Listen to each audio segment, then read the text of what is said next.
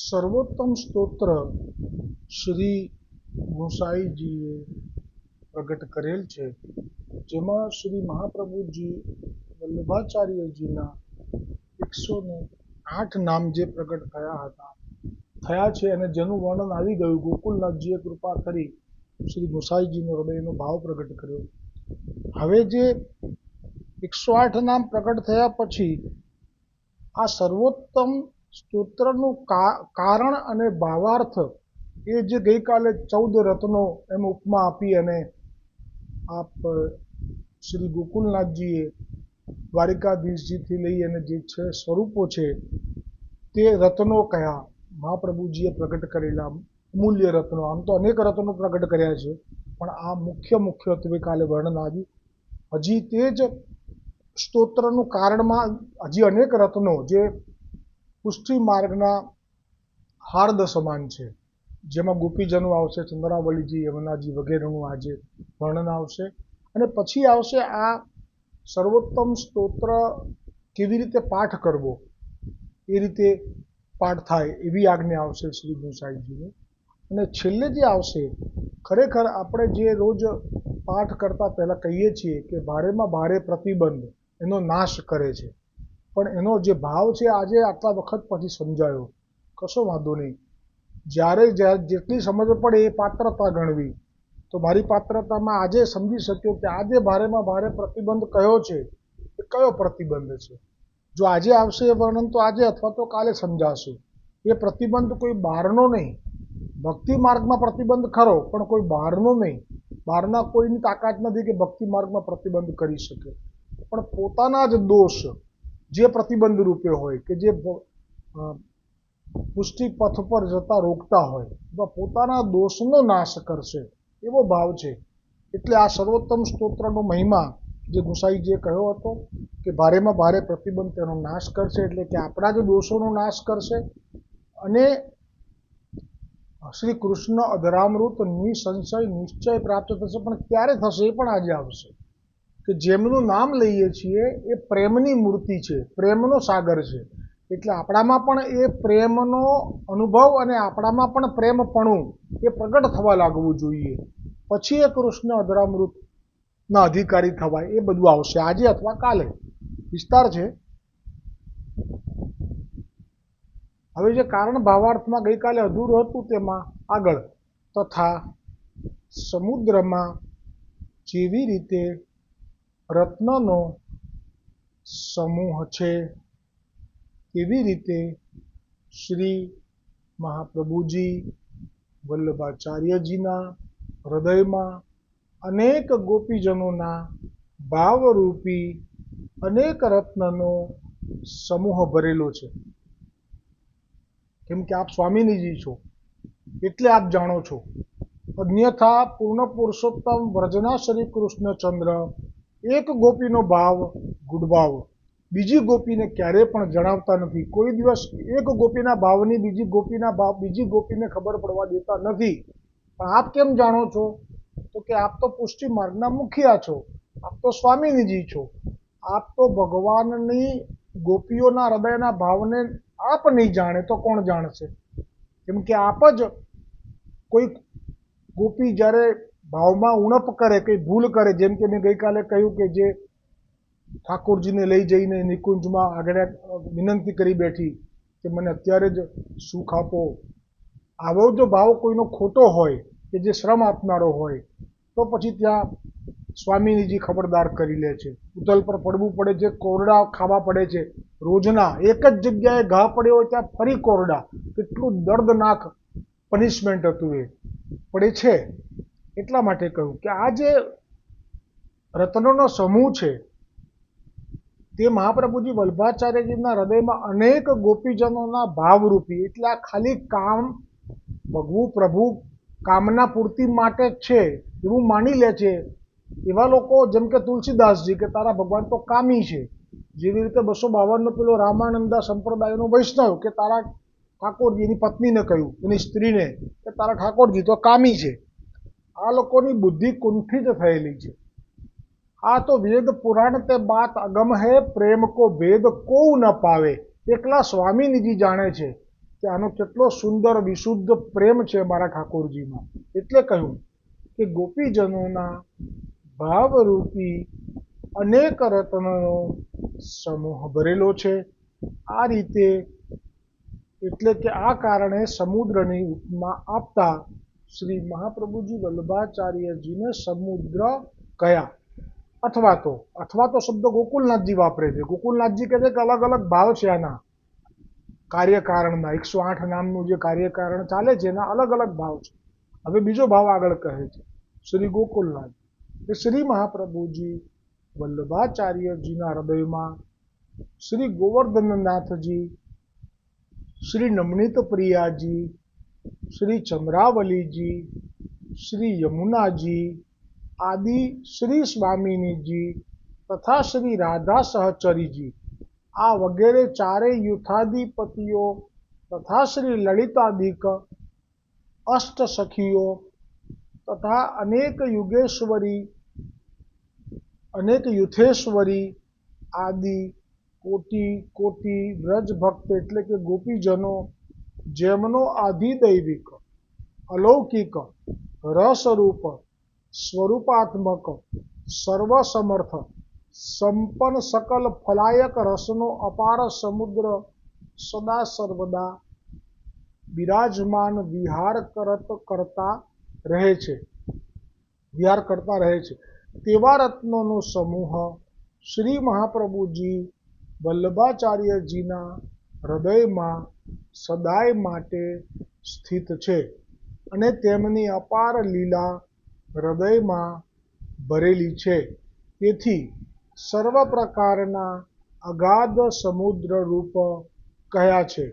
તથા આપના હૃદયમાં ચારેય વેદ, 6 શાસ્ત્રો, 18 પુરાણ, અનેક શ્રુતિ સ્મૃતિ ઉપનિષદ આદિ અનેક વિદ્યારૂપી રત્ન જેમના હૃદયમાં ભર્યા છે.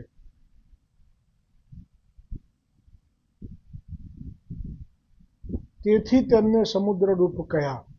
ગોકુલનાથજી જ્યારે વર્ણન કરશે ને ત્યારે જેવો જેનો ભાવ એને એવા જ દેખાય મહાપ્રભુજી. એટલે જે ગોપી ભાવવાળા છે એને આની સાથે શું લેવા દેવા. એ તો ઉપર આવી ગયું એમનું બધું કે આપના બધા જ જે સ્વામિનીજીઓ છે એમનો પણ હૃદયનો ભાવ અને રસ બધું આપની અંદર સમુદ્રવત છે. પણ હવે જો કોઈ શાસ્ત્રોક્ત રીતે જાણે કે તો પછી શું આમાં વેદના જે આ શાસ્ત્રો છે 18 પુરાણ છે એમાંથી કશું નહીં. અરે ના બધું.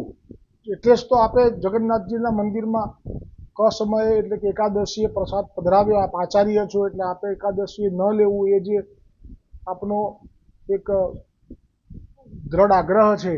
સામે આ સખડી છે જગન્નાથજીની. તો એવો મહિમા છે કે કોઈ ક્ષુદ્ર બ્રાહ્મણના હાથમાં પધરાવે મહાપ્રસાદ સખડીનો તો એનો પણ મહિમા વધી જાય છે. તો આ તો વલ્લભ માટે ધર્મસંકટ થયું. તો આપને તો કોણ આટી ગુટીમાં બાંધી શકે. એટલે આપે એ વખતે હાથમાં રાખીને મહાપ્રસાદનો મહિમા જે પ્રગટ કરેલો છે આ 4 વેદમાં, આ 6 શાસ્ત્રોમાં અને 18 પુરાણમાં, આખી રાત આપે આ શાસ્ત્રો વેદ અને પુરાણમાં જે અધ્યાય, જે સ્કંદ, જે શ્લોક એનો નંબર બોલીને બધું પરફેક્ટ કેલ્ક્યુલેટેડ સાથે એ મહાપ્રસાદનો મહિમા પ્રગટ કર્યો. શબ્દોથી લીધો નથી પણ શબ્દોથી. અને એટલે પંડિતો જાણી ગયા કે આ ઈશ્વર છે. પણ આપે આ લીલા જ એટલા માટે કરી હતી કે સર્વ વૈષ્ણવો જે દૈવી જીવો છે એ એટલા મારા પાસે આવશે, બાકીના કોઈ નહીં આવે. ને દૈવી જીવો અઢળક આવ્યા. આપ લીલા કરવા માટે પણ આ બધું કંઠસ્થ કરો છો. જો કે આમાં ક્યાંય વાલ્મીકી રામાયણનું નામ નથી. એટલે જે શાસ્ત્રોક્ત રીતે જે જેનો સ્વીકાર છે એમાં તો ખાલી બસ આ વેદ છે, શાસ્ત્રો છે અને પુરાણ છે. વાલ્મીકી રામાયણ નથી. એટલે મેં ગઈકાલે જે પોસ્ટ મૂકી છે પરમ દિવસે કે કાંતાનાથ પર્વત એટલે કે ગોવર્ધનના ભાઈ, ગોવર્ધન ગોલોકથી પધાર્યા છે. કાંતાનાથ તો મર્યાદા માર્ગના કોઈ પધાર્યા છે પણ ભાઈ છે. એટલે અહીંયા કાંતાનાથ પર્વત પર ભગવાન રામ, લક્ષ્મણ, સીતાની સામે મહાપ્રભુજી વલ્લભાચાર્યજી બિરાજમાન થઈ અને જે ગુલાબ જળ અને કેળા આપણે ઠાકોરજી માટે સામગ્રી સિદ્ધ કરવા માટે રાખેલા તે આપણે રામચંદ્રજીને ધરી દીધા. ત્યારે બાજુમાં બિરાજેલા કુંભનદાસજીને પણ સંશય થયો કે આ શું. આ તો મર્યાદા પુરુષોત્તમ છે, આપે તો પૂર્ણ પુરુષોત્તમ માટે આપના ઠાકોરજી માટે રાખેલા અહીંયા પધરાવી દીધા, આવું અન્યથા વિનિયોગ થઈ શકે? એટલે અન્યસરે તો નથી ને, એવો સંશય થયો. ત્યારે પછી મહાપ્રભુજીએ કહ્યું કે આ પણ પૂર્ણ પુરુષોત્તમ છે. એટલે ઘણી બધી વાતો એવી છે જે સમજાય એવી નથી. આમ સમજાઈ જાય તો બરાબર છે, સહેલું છે સાવ, પણ જબરજસ્તીથી કોઈને સમજાવાય નહીં. એટલે જે વાલ્મીકી રામાયણનો આમાં ક્યાંય ઉલ્લેખ નથી, છતાં પણ આપે 16 દિવસ કર્યું અને રામજીને આજ્ઞાને વશ થઈને, તો આ શું છે?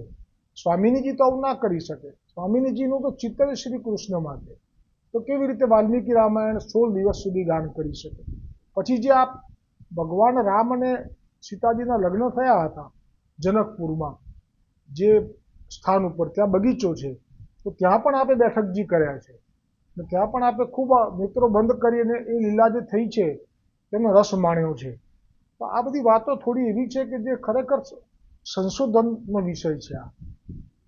આ સમજાય એવી નથી ને આપણે સમજવી પણ નહીં. આપણે તો આપણો જે ભાવ છે એમાં આવી ગયું, એટલે આ બધું પછી આપણે છોડી દેવાનું. કે જેમાં કહ્યું અત્યારે કે આવી રીતે આજે 4 વેદ, 6 શાસ્ત્રો, 18 પુરાણ, અનેક શ્રુતિ સ્મૃતિ ઉપનિષદ આદિ અનેક વિદ્યારૂપી રત્ન જેમના હૃદયમાં ભર્યા છે, તેથી તેમને સમુદ્ર રૂપ કયા. તથા અપાર જેમનું રૂપ છે, જે રૂપનો પાર કોઈનાથી પામી શકાય નહીં, તેવી અપાર શોભા જેમની છે. તથા 14 કલાઓ આદિ અનેક કલા સમુદ્ર ભર્યા છે જેમનામાં. તથા અનેક ચાતુર્ય કલા શિરોમણી છે, એ અનેક અલૌકિક ચરિત્ર જેમનામાં છે. કારણ કે પૂર્ણ બ્રહ્મ છે એમનું તો કેવી રીતે કોઈ એક ઓછા શબ્દોમાં સમાવેશ કરી શકે? એટલે જેટલો થાય એટલો પ્રયત્ન કરી રહ્યા છે ગોકુલનાથજી. એ પણ પૂર્ણ બ્રહ્મ છે, પણ શ્રુતિ સંમત નથી. એટલે જ્યારે પણ અવતારો થાય, પણ જો શ્રુતિ સંમત ના હોય તો એનું મહાત્મ્ય બહાર પ્રગટ ના થાય. હોય ને ભલે બ્રહ્મ હોય, પણ તોય પ્રગટ ના થાય. પ્રગટ તો એ જ થાય કે જેનું પહેલેથી વિધાન છે શ્રુતિમાં. મહાપ્રભુજીનું પહેલેથી વિધાન છે. ગોવર્ધનનાથજી પ્રગટ થવાના હતા, એનું પહેલેથી વિધાન છે. ગુસાઈજીએ આપનું મહાત્મ્ય પ્રગટ કરવું નહોતું, એટલે આપે ક્યાંય આપનું વિધાન પ્રગટ કર્યું જ નથી. આપને તો મહાપ્રભુજીની સેવા કરવી હતી, મહાપ્રભુજીના આત્મા જ થવું હતું. એટલે આપે આપનું જ એ ધ્યેય ઉપર ટકી રહ્યા. એટલે ગોકુલનાથજી જે કહી રહ્યા છે એ શબ્દોમાં સમાવવાનો પ્રયાસ છે. મહાપ્રભુજીને શબ્દોમાં સમાવી ન શકાય, એ સમજી શકાય એવી વાત છે કે ન સમાવી શકાય. હવે જેવી રીતે સમુદ્રવત શ્રી મહાપ્રભુજી વલ્ભાચાર્યજીનું સ્વરૂપ છે, તેવી જ રીતે સકલ પદાર્થ પ્રત્યેક નામમાં, આપના 108 નામમાં, એટલે કે અષ્ટોત્તર શતનામમાં પ્રત્યેક નામ સમુદ્ર રૂપ અપાર પદાર્થ ભરેલા છે. તેથી 108 દરેક નામ રૂપી સમુદ્ર રસમય છે. હવે શ્રી મહાપ્રભુજી વલ્ભાચાર્યજી ઐશ્વર્ય, શ્રી, જ્ઞાન, વૈરાગ્ય આદિ સ્વરૂપ છે એવું કહી રહ્યા છે ગોકુલનાથજી. એટલે હવે તો આ જે સ્વરૂપ છે તો આપણને ગળામાં ઉતરે એવું નથી, પણ હવે ઉતારવું પડશે. ગોકુલનાથજી આજ્ઞા કરે એટલે એની પાછળ સત્ય જોડાયેલું હોય. ગોકુલનાથજી ક્યારે મિથ્યા આજ્ઞા ના કરે. ગોકુલનાથજીએ તો આ પ્રગટ કર્યું કે મહાપ્રભુજીના પિતા એ તો વસુદેવજી હતા, લક્ષ્મણ ભટ્ટજી, એના પિતા પાછા વલ્લભ ભટ્ટ સૂર્યનારાયણ હતા. આ ગોકુલનાથજીના આખ્યાનમાં છે. એમના પિતા જે વલ્લભ ભટ્ટ સૂર્યનારાયણ હતા, એમના પિતા ગણપત ભટ્ટ સાક્ષાત ગણેશજી હતા, અને એમના પિતા જે જટાશંકર ભટ્ટ સાક્ષાત મહાદેવજી હતા. અને બધાના પ્રમાણ પણ આપેલા છે કે એમણે ગંગા બેવડાવી, રિદ્ધિ સિદ્ધિથી વરસાદ કરાવ્યો ગણપતિજીએ. એમના પુત્ર સૂર્યનારાયણ વલ્લભ ભટ્ટે રાત્રિએ દિવસ જેવો પ્રકાશ કર્યો. અને વસુદેવજીનું પ્રમાણ તો જરૂર નથી. તો અને જટાશંકરના પિતા યજ્ઞનારાયણ ભટ્ટ વેદનો અવતાર હતા. એ પણ પ્રગટ એમણે પાડા પાસે વેદ મંત્રો બોલાવડાવ્યા. આ ગોકુલનાથજી જે વાત કરે એમાં સત્ય હોય, પણ બધાને ગળે ના ઉતરે તો પરાણે કોઈ ઉતારવું નહીં. આપણે તો જેવો ભાવ એવા ભાવથી ભજી લેવા. આ તો એમની ફરજ છે કે આજે વર્ણન કરવા બેઠા છે મહાપ્રભુજીનું સ્વરૂપ, તો એમ કહી દીધું કે આ ચતુર્વ્યૂહ છે. ચતુર્વ્યૂહ જ્યારે શબ્દ આવે એટલે તરત જ આપણને સમજાય કે રામ, લક્ષ્મણ, ભરત, શત્રુઘ્ન એને ચતુર્વ્યૂહ કીધા છે રામાયણમાં. અને વસુદેવ, સંકર્ષણ પ્રદ્યુમન અને અનિરુદ્ધ આ પણ ચતુર્વ્યુહ કીધા છે હમણે દ્વારિકા લીલામાં. તો એ પણ મહાપ્રભુજી ચતુર્વ્યુહ સ્વરૂપ છે, અથવા તો ષોડશ એટલે કે 16 કળાઓથી આપ યુક્ત છે, પૂર્ણ સ્વરૂપ છે, અથવા સકલ અંશ એટલે કે જેટલા અંશ અવતારો છે ભૂતલ પર પ્રગટ થયેલા, જેવા કે નર નારાયણ, ભગવાન વિષ્ણુ, ભગવાન ઋષિ, ભગવાન રામ, જેટલા પણ અવતારો અંશ અવતારો છે તેનાથી પણ આ પરિપૂર્ણ છે. એનું તો પ્રમાણ છે કે જ્યારે પેલા પદ્મરાવલ, વિરજો અને એમનો પતિ, શું નામ ભૂલી ગયો એનું, માવજી પટેલ, એ ત્રણેયને દ્વારિકાધીશજીના પદ્મરાવલ મર્યાદા જીવ છે, રૂકમણીજીની સખી વિમલા છે, એટલે એને તો દ્વારકાધીશજી માટેનો મનોરથ હતો તો એવા દર્શન આપી દીધા. કોણ આપી શકે? રામજી ના આપી શકે, નરનારાયણ ના આપી શકે, ઋષિ ના આપી શકે, મહાપ્રભુજી આપી દીધા. આ પ્રમાણ થયું કે આ બધા અંશ પણ આપની અંદર છે. અને દામોદરદાસ સરસાનીજીને સાક્ષાત બાલકૃષ્ણ તરીકે દર્શન આપ્યા, કિશોર વયના. એટલે શૃંગાર રસ હવે આવે છે, તેનાથી પણ આ પરિપૂર્ણ છે. અને નવરસમય છે. જે નવરસ કીધા છે એ નવરસ કયા છે? તો કે આપનામાં શૃંગાર રસ, હાસ્ય રસ, કરુણ રસ, રૌદ્ર રસ, વીર રસ, ભયાનક રસ, બીભત્સ રસ, અદ્ભુત રસ, શાંત રસ આ આપનામાં પ્રગટપણે છે. તથા 8 સ્થાયી ભાવ પત્ર છે તેવા સર્વ પદાર્થની પૂર્ણ સ્વરૂપ જેમનું એવા શ્રી મહાપ્રભુજી વલ્લભાચાર્યજી છે. તથા શ્રી ગોવર્ધનનાથજી, શ્રી યમુનાજી, શ્રી વ્રજભૂમિ આદિ સકલ પદાર્થ શ્રી મહાપ્રભુજી વલ્લભાચાર્યજીના સ્વરૂપમાં છે. તેવી જ રીતે સકલ પદાર્થ ઐશ્વર્ય, ધર્મ, સ્વરૂપ પ્રત્યેક નામમાં છે. નામ અને રૂપમાં ભેદ નથી, અભેદ છે.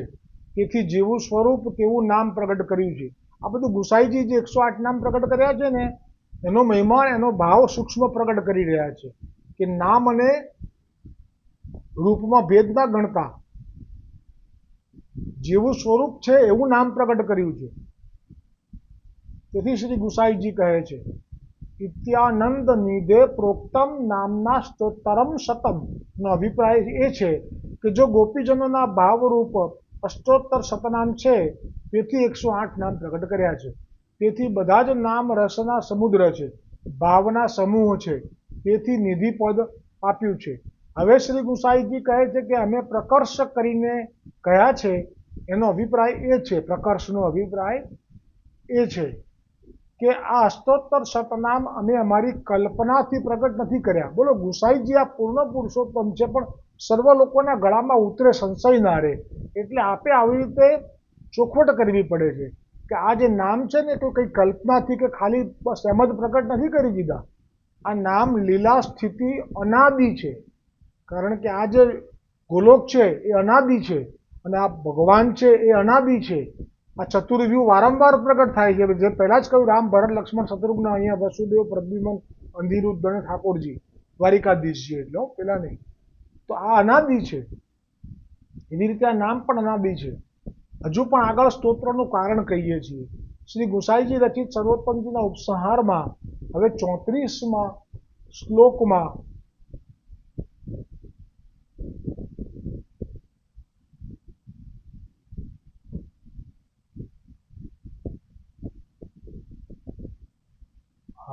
ઉપસર્ગમાં 34મા શ્લોકમાં હવે જે શ્રી ગુસાઈજી જે આજ્ઞા કરશે કે સર્વોત્તમ ગ્રંથનો પાઠ નિત્ય કરવો, રોજ કરવો જોઈએ. ગુસાઈજીની આજ્ઞા છે વૈષ્ણવો.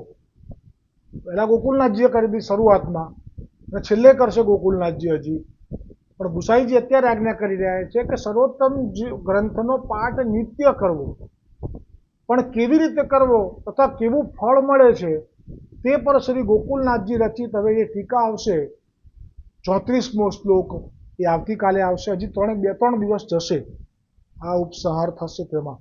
બોલો સર્વોત્તમ સ્તોત્ર કી જય હો, શ્રી મહાપ્રભુજી વલ્લભાચાર્યજી કી જય હો, શ્રી ગુસાઈજી પરમ દયાલ કી જય હો, શ્રી ગોકુલનાથ કી જય હો. કારણ, કાર્ય, કારણ અષ્ટોત્તર 108 નામનો મહિમા, એની પણ જય હો.